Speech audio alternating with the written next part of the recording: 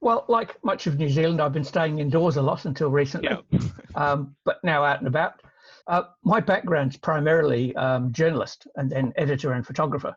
So for a long time, I worked for various magazines, newspapers, and then ended up specializing in tech. So 20 odd years in that, and then became an analyst working with IDC, where you're supposed to look wise and professional and prognosticate. And then just to prove that God does have a sense of humor, I went from running CIO magazine and CIO events and became a CIO of a publicly listed company, as you know. What was your first job? But also more importantly, what did you learn from that? Actually, my first job was an after school and weekends thing back in the UK in Bedford. Yeah. And it's for a company called Chef Mobile Catering. The thing I learned from those guys is that it was owned by a father, a son, well, mum and dad and the two kids. Yeah. Mum did the accounts and the office work. Dad and son actually did the operational part of it, and the sister didn't have very much to do with it at all. That's because the old man had been smart enough that he figured out early in the piece, if you're going to have family working in the business, they've actually got to be better or be able to hold their own than the rest of the staff, because otherwise everybody looks and goes, oh yeah, he's only got a job because of his dad. Interesting. Because I could have a topic on that alone, because I think the working with friends, working with family, that could open up a whole. Oh yeah.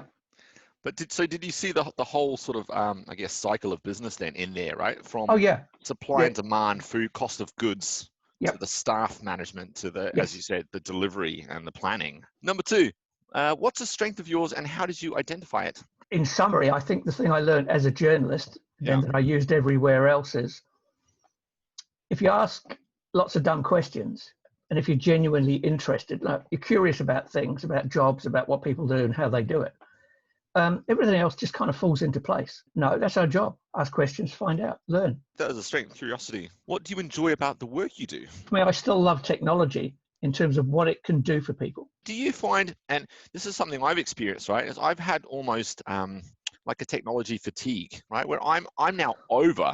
I don't care about the speeds and feeds of things. I'm rarely interested when new products come out. And trying to connect what I believe, which is kind of sounds similar to your purpose as well, is that technology. What can technology do? That outcome. Yeah, that's the key thing. Yeah, how do I tie that to students or to real world problems? Like, where is that link? 70 to 80% of technology projects in business fail. They either don't deliver the outcome, they deliver an outcome that was wonderful 2 years earlier, or they're so over budget that it's no longer funny to talk about it. I've started to see, though, this disparity between companies that still have a siloed IT department and then others where they've put it back into the individual silos that they're running. They've got their own budget. They can do whatever they want with technology. It's the great thing about cloud, because what cloud did, the early days people thought cloud was about cost. It's not. It's about the ability to flex and be very agile, very quick. So how would you describe the difference between sales and marketing? Unusually for a journalist, I'm a firm believer in sales makes the world go round. It does. Everybody sells. When I was on Computer World, the journalists would get a bit grumpy. We're not salespeople. We wouldn't dirty our hands with that, horrible money stuff. No. Every time you go out and do an interview, every time you write something, you're selling your credibility, your expertise, the reputation of the newspaper, blah, blah, blah, kind of obvious. Marketing is much broader in that marketing and the core purpose of an organization should be identical. So marketing is about communication. It's about getting people's interest. It's about finding the things that challenge them or annoy them or would please them, and then being able to communicate it in a way that people go, oh yeah, I'd like some of that. Particularly for complex, big business, medium-sized enterprise, they need people to come and help them. So ironically, we now have better quality content online than we've ever had from vendors, but they actually now need good quality salespeople and account managers more so than they ever did. The thing is, good salespeople are good problem solvers and they listen a lot. They don't talk too much. But I also like what you said about, marketing being the sort of the message or the vision, right? And that big picture, because this is what I see from sales, right? Is that we get grumpy, we go, oh, what's all this bloody marketing stuff? This doesn't relate to my customer. And I was reading an article that said that, marketing was about the big picture, the future message, the vision, and sales' job is to then put that and put it into the perspective of your end user and your customer. That's your job to link it. So stop thinking about them like they're just an extra sales force. They're not. And this is kind of that. That's why I kind of want to understand sort of both sides to that camp here. A good marketing campaign for them is they'll get 12 phone calls from qualified people who are looking for what they're selling. He said bad marketing is we get 1,000 phone calls in a week and it's all for crap we haven't got and don't want to sell. And that's where marketing and sales should work together.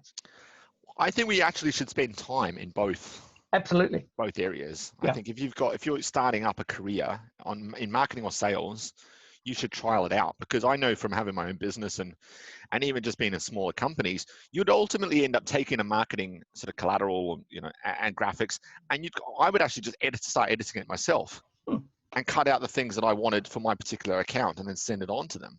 Yeah. So you should personalized. Should have a marketing mindset and a sales mindset. I put here, what lessons would you share to a young Doug Casement? To take better care of your body and maybe save some money each time you get paid. Okay. Because if you're there and you're interested and you're wanting to be helpful and do the right thing for the customers, sooner or later, somebody will go, they're good. We better keep them. Let's do this, do that, get them some training, give them a pay rise. Thank you for my pay rise, by the way. Yeah, that was great. Yeah. Are you an extrovert or introvert, and does it matter in the professional world? Funnily enough, just last year I went through the process of retesting on this, and I'm lucky because I'm an omnivert. So I can go away and sit quietly for weeks on end, happy with my own company, but I'm also quite happy to go out and chat to people and present, make lots of noise. But that was a learned skill. I wonder if external personalities and extroverts are seen in corporations a lot more than introverts, like whether it's seen as an advantage. And the noisiest one in the room or the most important one in the room kind of leads it. A lot of the stuff gets done using Post-its and silent voting. And so you may discover that, little Johnny or Jenny who's sitting down at the end of the meeting room doesn't go boo to a goose, happens to have the insight is oh my God, that's going to save the company. Yeah, that sales skills, like you mentioned earlier as well, even if you're not selling to the customer and you're just selling yourself in an interview, because most people hate interviews as well. They do. Or if you're even selling your business case to internal stakeholders. I don't think I've been actually qualified for my last 3 jobs. But I'll let you in on a secret. Not all, but the majority of recruiters, when they're writing those ads, they haven't got a clue what they actually want and they don't know how to write it. So they just fill it with lots of mumbo jumbo. Do they all need to be university degrees though? No. If you couldn't fail, what would you do? Would you stop? Would you go on holiday? What would be after that 50 million hits the bank? I'd probably stop actually and catch my breath for about 3 months and then figure out what I wanted to do. And then I'd want to go and work for not-for-profits. Yeah.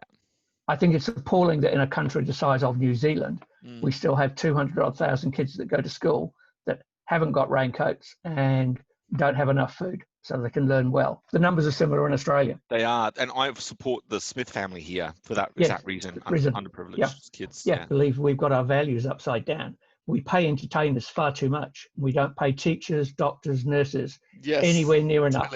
Yeah. Oh, we're going to solve the world today, Doug, you and I, in one session. Is there anyone you'd like to meet in the world, and why? A bit tricky, though, because he died last year, which was disappointing.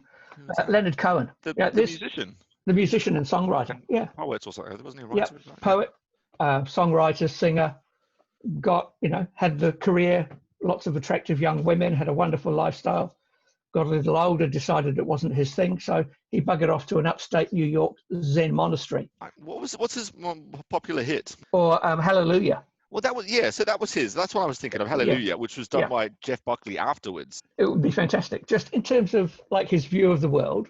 Yeah. That's, comedians, poets, singer-songwriters tend to be very acute observers of the human condition. And it's the old artist as well, right? The old artist. And I reckon, what do they call it? The fisherman always sees another fisherman sort of thing as well. Yeah. If you're an artist, you can sort of appreciate Leonard Cohen. You've been a leader.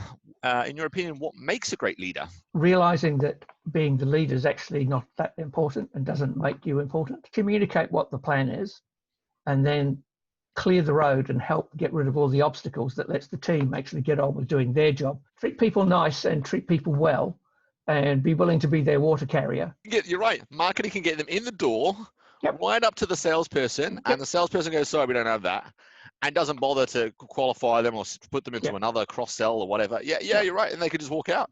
Yeah. You do and then later on, they'll go, oh, but, we don't have enough people in the shop because where's marketing? What marketing doing? And you're thinking, marketing sent that bloke into you and you wasted your opportunity. Absolutely.